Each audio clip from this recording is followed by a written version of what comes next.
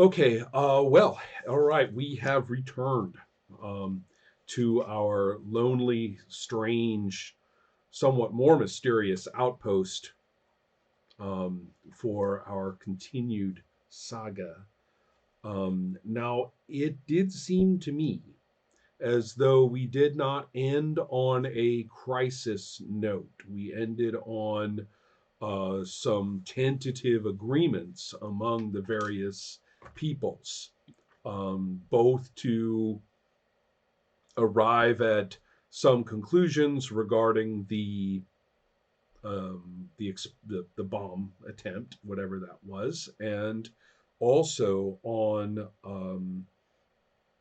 exploration. Now, in the confabulation of the Hiver and the of which there is really one speaking representative now. All the little drones are still there, but there isn't a Right. whole lot left of the actual delegation except for the the protector annihilator. Um, Yep. and then we also have the sole representative of the Mercap. So the two of you are pretty much the only ones of your sort there. And both of you have connected with the much more numerous Thrall. Um, so the Thrall have uh, exited their presence on the Scrang satellite station because they don't feel safe there. So that means that are setting up actually in these. They didn't bring materials to make a base, so they're literally taking up residence here in this very facility, which is crap. I mean, it's all ruined and they're using basically survival gear to make to make living quarters. Um, so you would be uh, if you wanted to be, you would be housed with them. The Hivers do have a base. Remember, I gave you a little map that was actually of the Hiver setup, which is a little set of buildings in the ruined city that the Hivers have shaped or constructed to their liking. And so, Hiver, you actually have a base of operations if you want one. And whether you invite the Thrall into it is your choice. Okay. Were there other hivers there, Well, or actually, was it just like? I guess Hmm? that's kind of what I'm asking you because it was important to you that the destruction of the emissary kind of dehived you. That was important to you, right? Or I, at least, or maybe that just in the room. I mean, maybe there are other hivers along. This is kind of an important plot point, so I'd like to know what's your vision of the delegation. gosh, like I imagine the hivers just show up with a lump of hivers. You know Right. what I mean? Yes. So it's like there are a ton of hivers, and let's say, for instance, they needed a new emissary, they could make one. Right. It wouldn't be immediate, but they could make one by essentially mulching what's there, eating it, taking its memory, and becoming, you Okay. know, So that is something that you need to tell me whether you're going to do. Will you deliver the remains of the emissary and maybe a few drones to go with it that were caught in the blast as well, perhaps? Are you going to go back to your base and basically hive up? hmm, that's a good question. Yeah, now that that's in the mix, um, I guess Hyver would, just because that's probably a protocol that Hyver, it's not. Yeah, probably. I mean, You don't have there's to probably a explain lot it. I going on. just want to know. Yeah, Yeah. probably. Yes, I will say yes. Renee, um, you are a wonderfully free spirit, of a character. So knowing now that the Thrall are going to set up in their in these areas of the old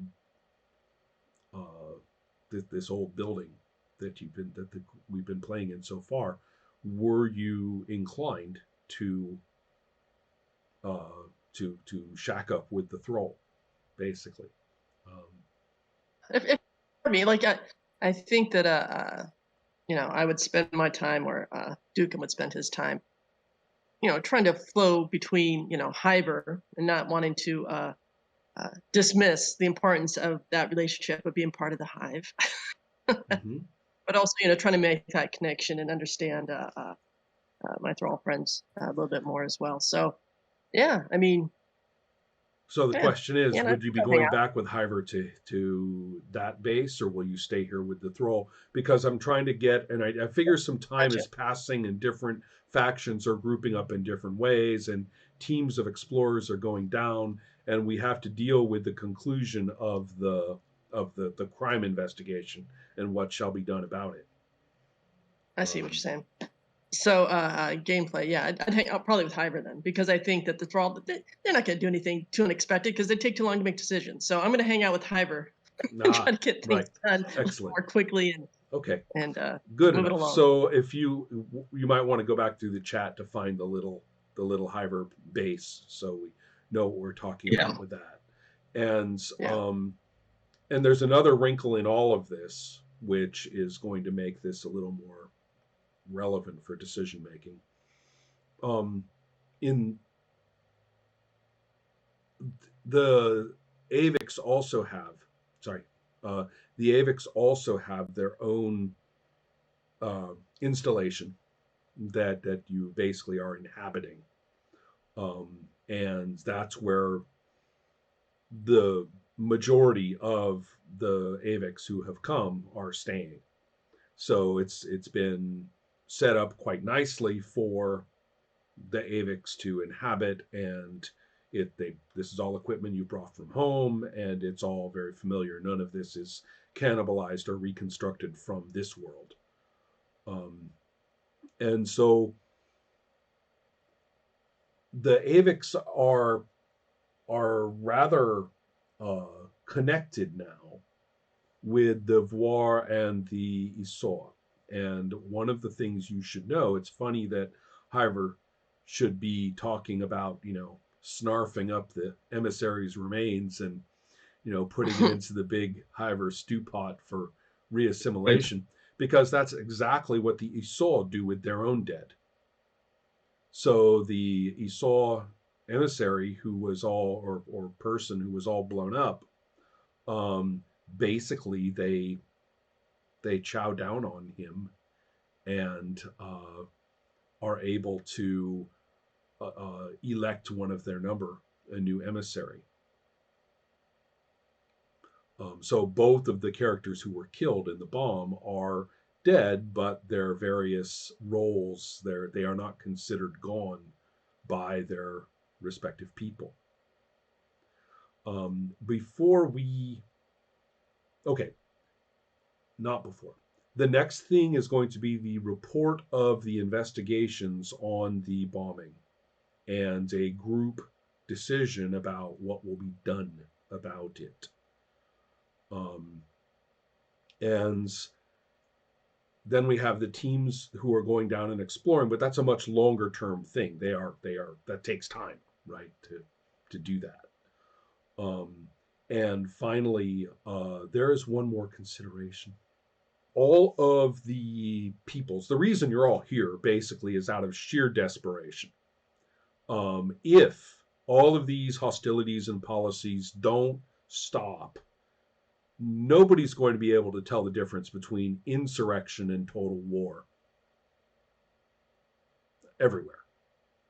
I mean, it's just there's a mandate here, and the mandate is basically solve this. And it's not solve this by like agreeing to begin to consider peace talks or some crap like that. That's all failed 100 times.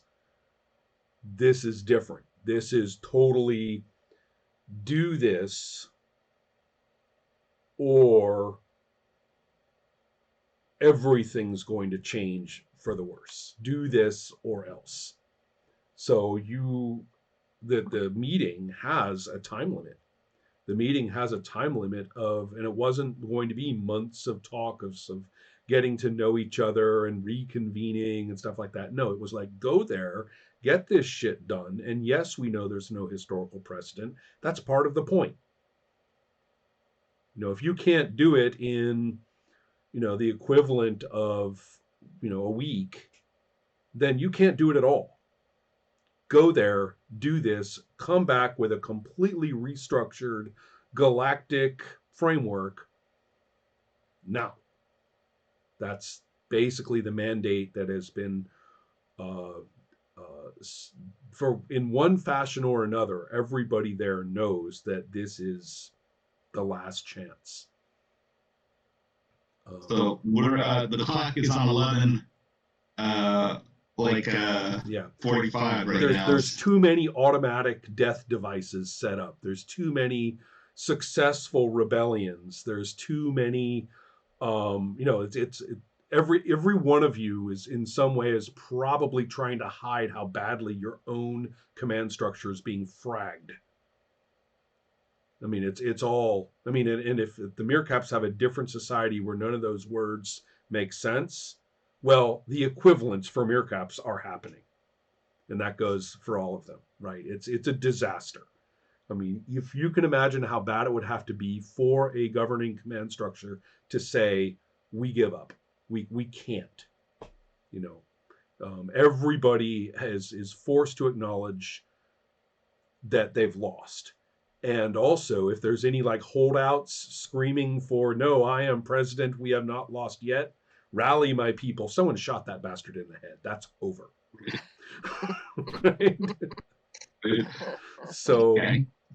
So all of you are there, with this in mind and are well aware that, fascinating as the underneath structure may be,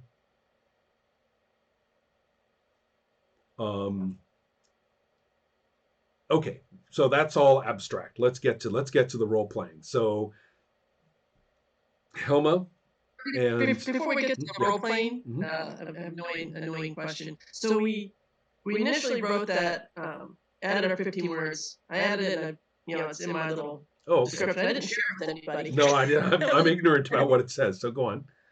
Yeah, but I wasn't sure if we were supposed to be posting that somewhere, or if we were supposed to add an additional 15 words prior after our last game, or if we were just, that part seemed a little easy to me. I mean, I did it, but I wasn't sure.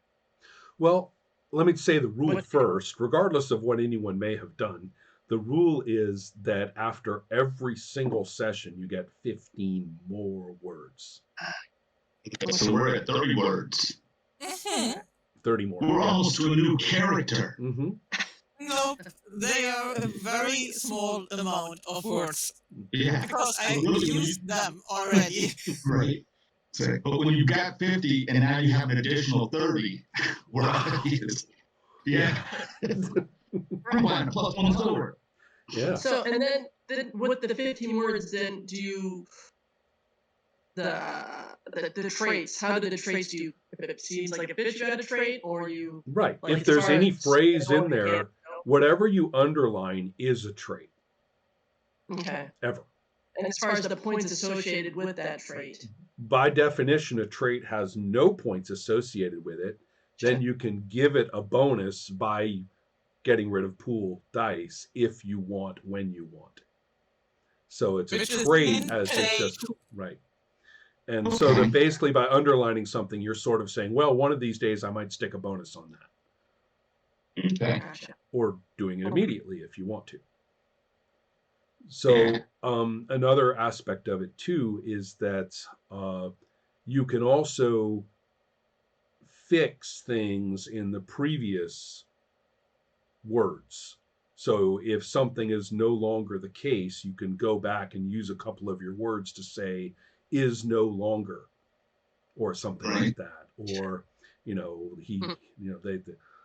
I love the princess, and it's like I mourn the princess, you know, or something like that, whatever it is you, or I'm very happy to be well rid of the princess, you know, that could be, you know, you can amend So things it- as needed. So say I had 3 left in my dice pool that were just, those floaty, Yeah, assigned to whatever problem I'm having. I could take one of those and assign it to a trait that I've pulled out of my story thus far. Is that right. Yeah, if Sorry. you wanted to, you would drop your pool by 1 and then give that one a +1.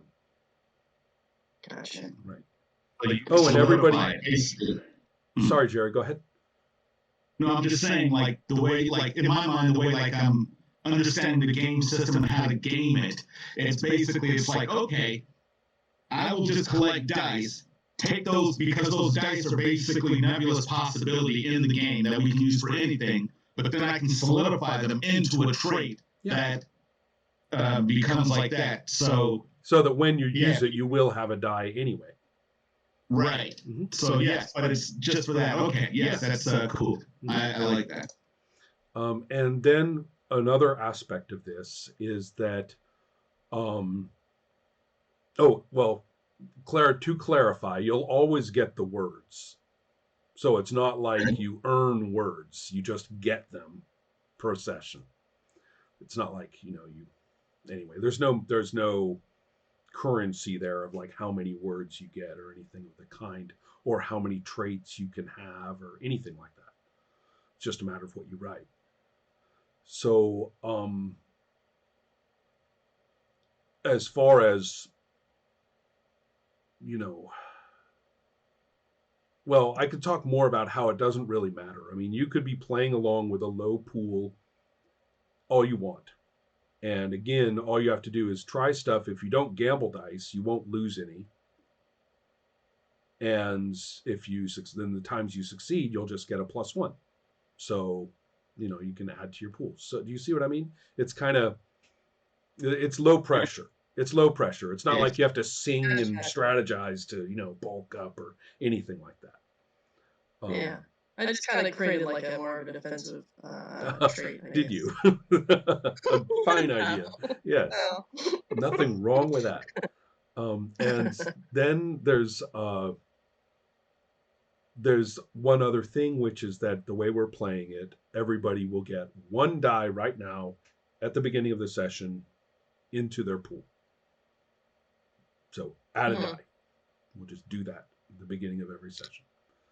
love that. Mm-hmm. Okay. This pool's getting big. Oh, well, I have a solution for that. Yeah, I know. Oh, trust me, I'm gonna. I'm gonna make these points work for me. I'm gonna make this investment work. All right. Should you want to, you go right ahead. Spend Yes. them on things and Yes. make traits, or blow them all in a roll and watch them all come up unones. I know exactly. Exactly. They, That's the they, beautiful they thing. do go away. You know, you just got to get used to it in Yeah. the pool. Oh, I had a big pool today and it went away. That's what happens. Right? Yeah. Essentially, I just added into his story, Mhm. he's left, this, seek out some new adventure, but soon realizes attacking the consciousnesses of others around him will be necessary for survival. Ooh. And then I added a trait looking to change his reality by sensing a problem and vulnerability. Aha. So that Excellent. So we have now is this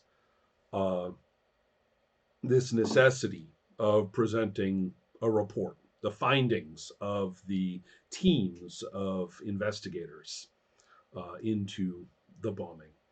And as I recall, unless you want to strategize it a little bit, the thrall, sorry, the